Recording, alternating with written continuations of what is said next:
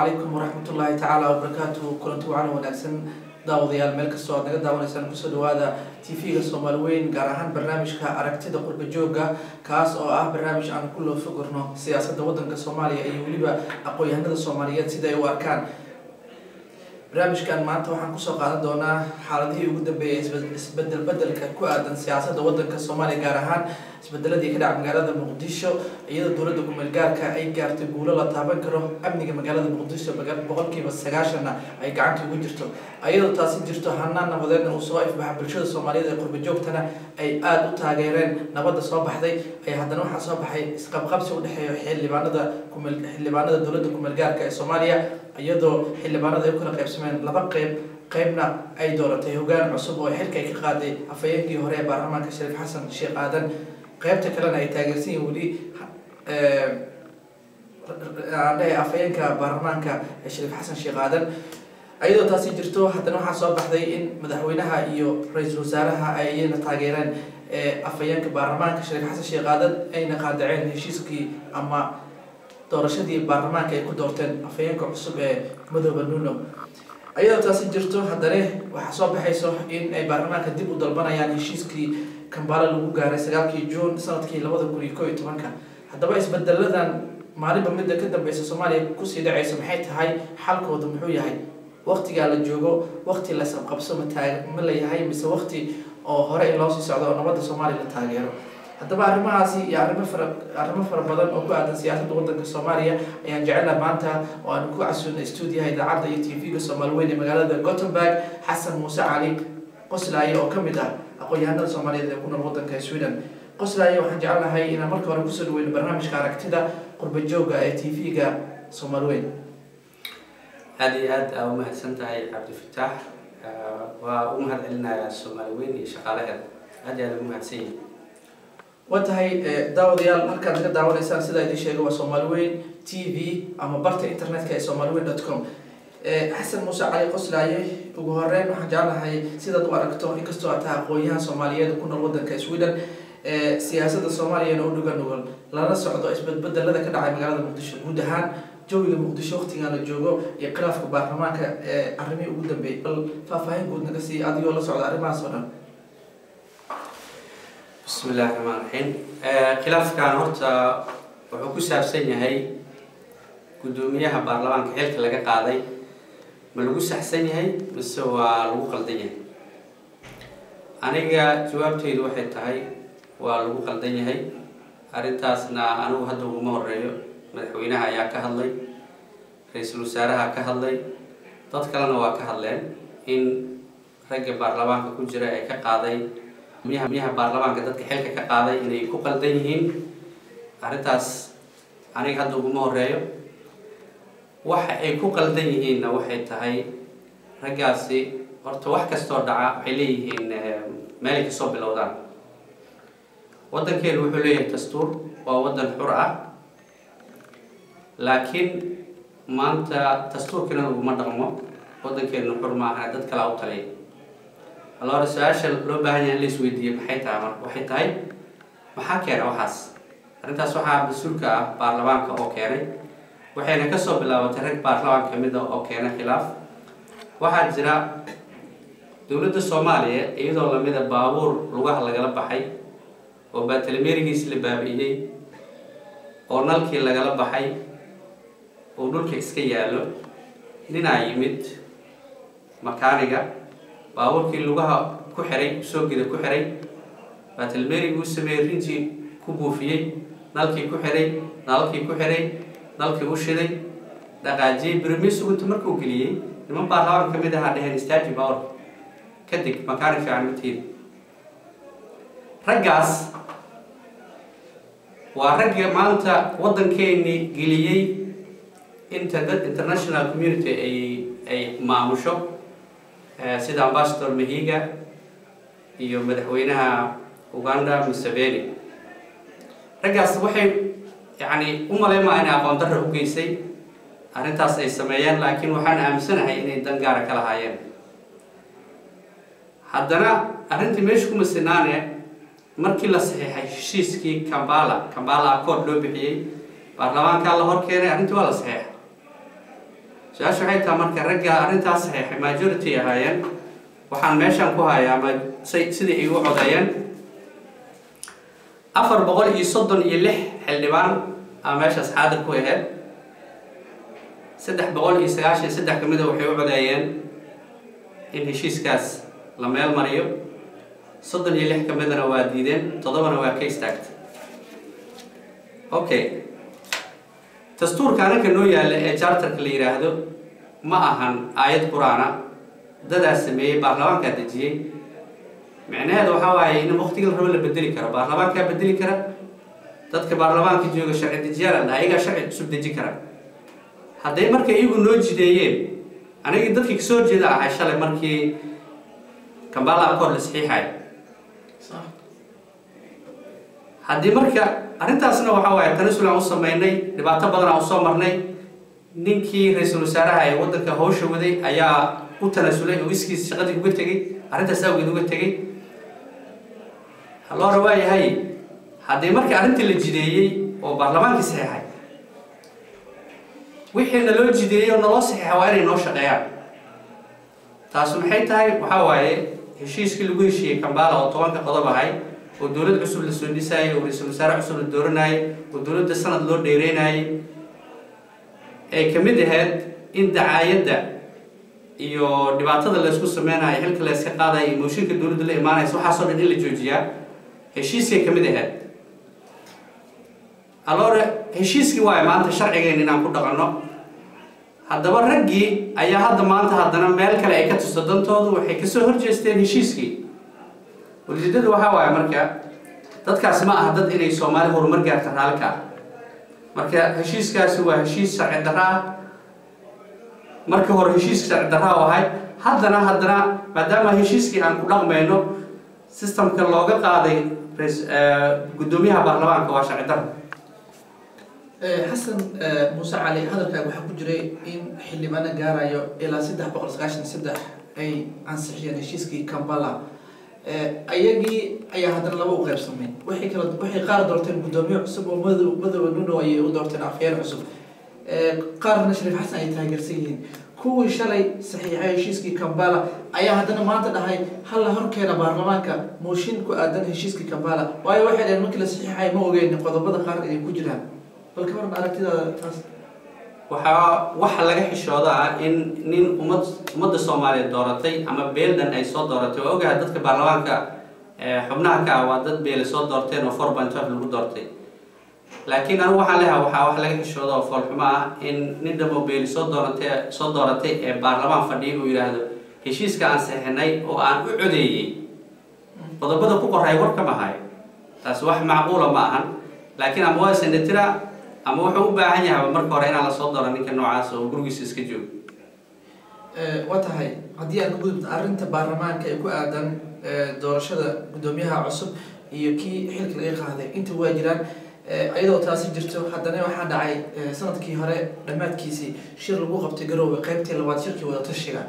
qodobo ayaa ka soo baxay waxaa ka mid ahaa in dawladda cusub la sameynayo in baarlamaanka hadda jira 550 SSSta ee maalin walba la imaanayo program cusub iyo barnaamij cusub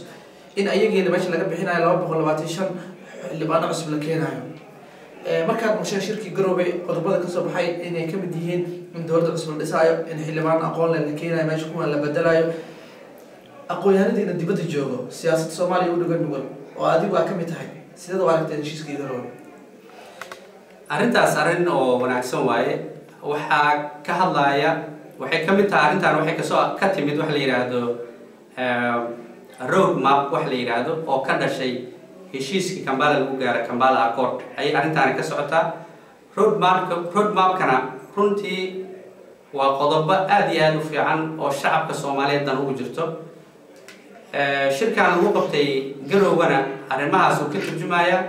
waxaana kamid ah in baarlamaanka reform lagu sameeyo ama dib u habeyn oo dadkana la yareeyo dadkana dad tayo ay noqdaan arrintaasna arrin wanaagsan waaye oo kulligeena Soomaaliya haddaan noogu jirto waayo ma 20 sano dagaal ku jirnay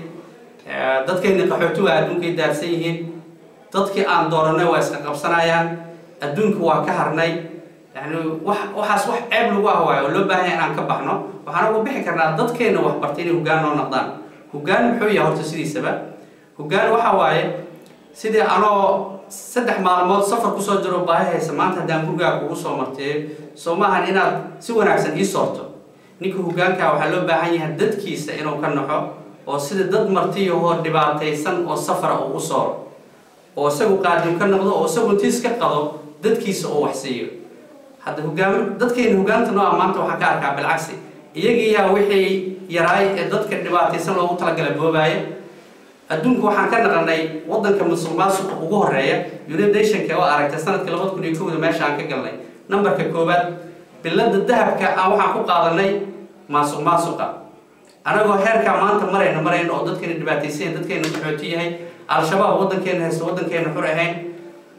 war waxaan leeyahay nimayow baarlamaanka fadhiyo waxaa jira dumar hoggaamka kamid oo baarlamaanka kamid ah ama dawladda kamid ah aan dumarka kuma jiraan kama hadlaa laakiin ragga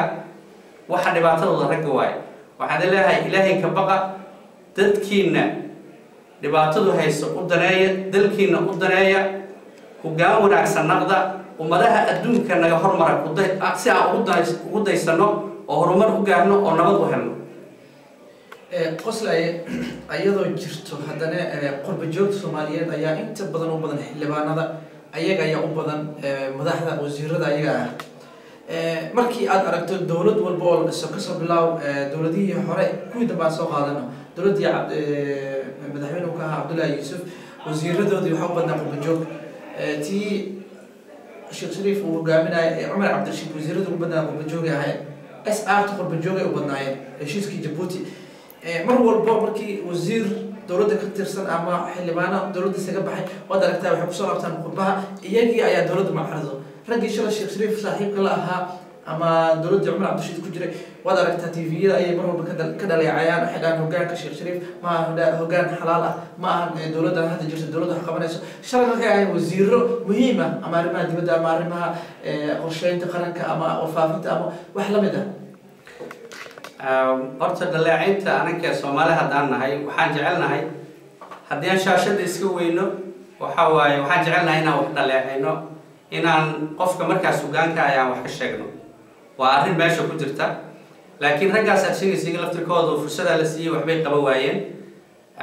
ama qurba joog ka noqoto dadka gudaha joogaan kooxdaas wanaagsan ama dadka meel hebla ka yimid wanaagsan dhahay dadkan waa wada Soomaali waxaana wixii musuqmaasuqaan iyo dhibaatadan iyo waxa la boobaayana waxa waaye wax aan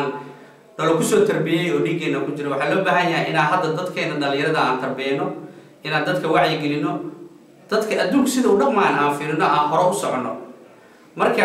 arintaas tacaylinta aad sheegaysa yani waxay soo kordhinaysa male waa rag iska hadlay haddii dawladdan qaldantaana waxa loo baahan yahay wax loo sheego la yiraahdo waxa saas sameeya laakiin dhaleecayn joogto ah macnaha waxay taraysa male dawlad la'aan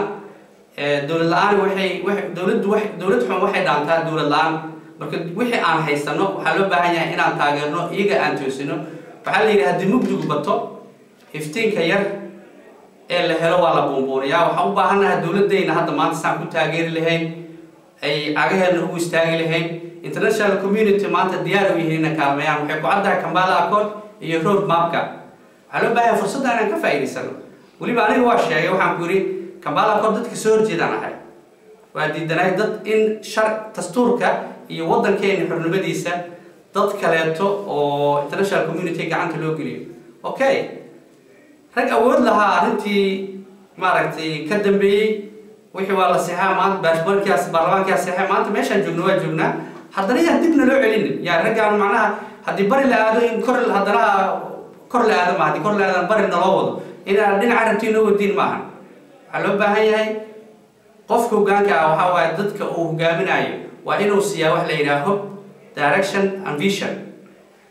waxa waaye direction inaan siisiin meeshaan u socono waa ognahay waxaan rabnaa inaan al-shabaab iska xoreyno horumar aan ku tallaabsano xagga waxbarasho xag dhaqaalo xag caafimaad xag farsamo wax walba si ku gaari karnaa waxaas oo dhan waxa ka horeeya horta inaan nabad la helo meelaan nabad ka jirin ma lagu shaqayn karo waxaa loo baahan yahay ciidamada in la dhiso ammaanka in la soo celiyo waxaas oo dhan Kampala Accord iyo road map ay ku qoran yihiin in la hirgeliyo oo nabad la isla shaqeeyo oo dawladda baarlamaanka dadku jirnaa isla shaqeeyo maxaa lagu diidan yahay taasna su'aal meesha taalo waaye quslaaye dhanka kale dowladda kumeel gaarka boqolkiiba 90 magaalada caasimadda ee muqdisho gacanta ayay ugu jirtaa kooxihii la dagaalamaya al-shabaab inta badan magaalada muqdisho way faarujiyeen gobolada ay u wareegeen iyadoo sida ay tahay muqdisho dowladda degmooyinka ugu badan ay haysato marka laga reebo laba degmo daaniile iyo hurwa oo shabaabka qaar ka joogaan gobolada qaar waxaa ka dhacay isbedelo kacdoon ah dagaalo ciidamo ajnabi ah oo wadamada deriska ayaa soo galay sida Kenya iyo Ethiopia bal aragtidaada ku aadan isbedelada ka dhacay magaalada caasimadda ee muqdisho ee ka bax kooxda shabaab ay ka baxday iyo gobolada qaar ay ku aadan inay soo galaan ciidamo kale oo deriska ay faragelinta ay dowladda taageeray